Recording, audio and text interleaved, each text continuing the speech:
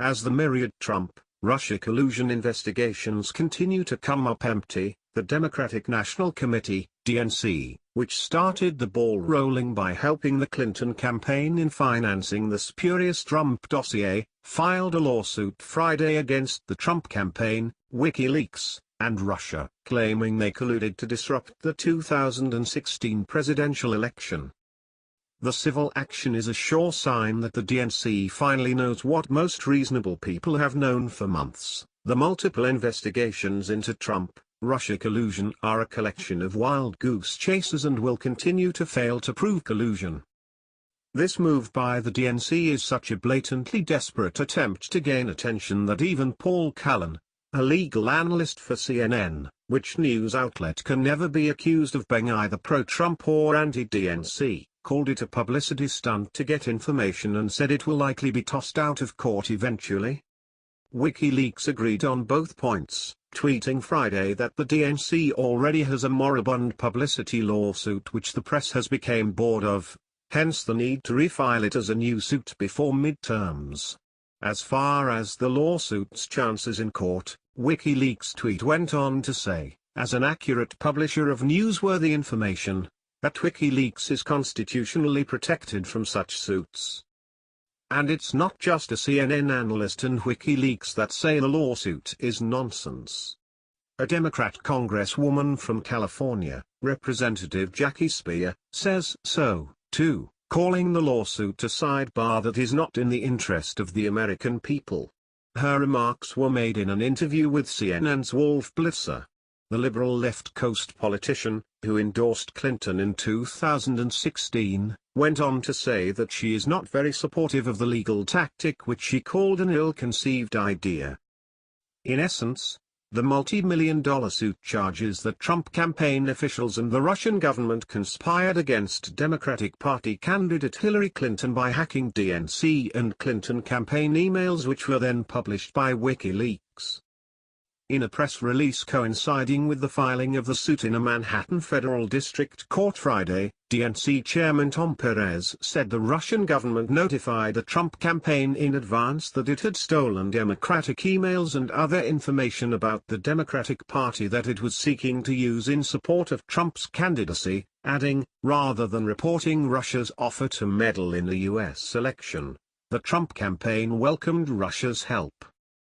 The press release, which certainly was designed to generate some headlines, went on to say, during the 2016 presidential campaign, Russia launched an all-out assault on our democracy, and it found a willing and active partner in Donald Trump's campaign, and this constituted an act of unprecedented treachery, the campaign of a nominee for President of the United States in league with a hostile foreign power to bolster its own chance to win the presidency.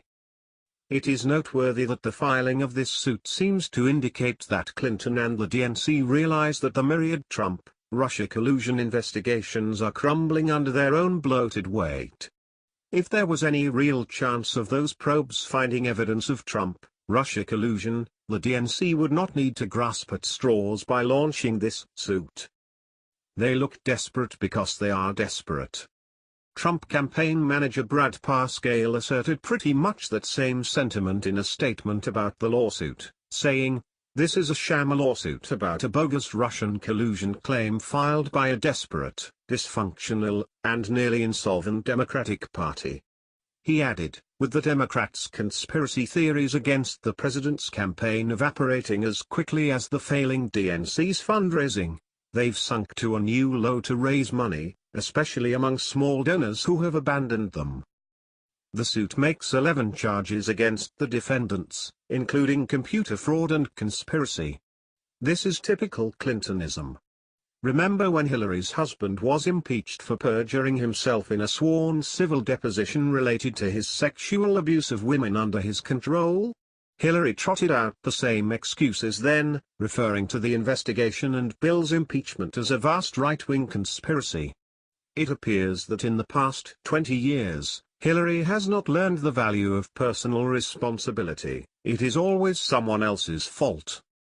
According to the Washington Post, Nick Ackerman, a former Watergate prosecutor who specializes in computer fraud cases, said he thought the Democrats' suit had merit and, despite predictions from Trump-allied lawyers, was unlikely to go away anytime soon. "There is no way it's going to be dismissed," said Ackerman, a partner in the New York office of the Dorsey and Whitney law firm. "At least not on the computer fraud part of the case, which is really the heart of it. The Democrats have every right to bring this suit as they are aggrieved.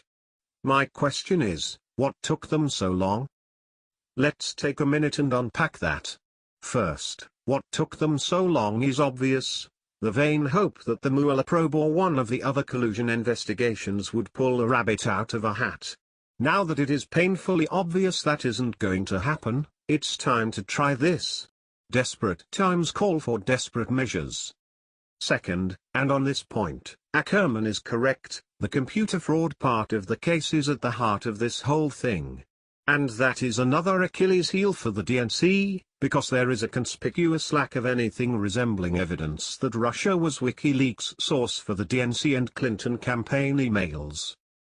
In fact, as the New American reported Friday, WikiLeaks founder Julian Assange claims to have physical proof that Russia was not the source.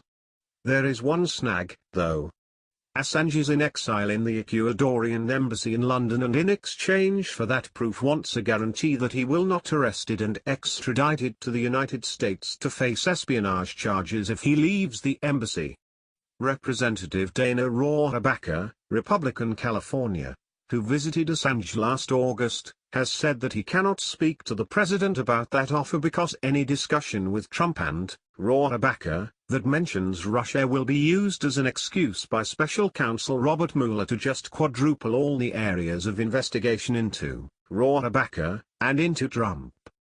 Right now, it is a catch-22 that protects the DNC and Clinton campaign by keeping the one definitive piece of evidence that would decimate the claim, which is really the heart of the lawsuit and the Mueller probe, from seeing the light of day.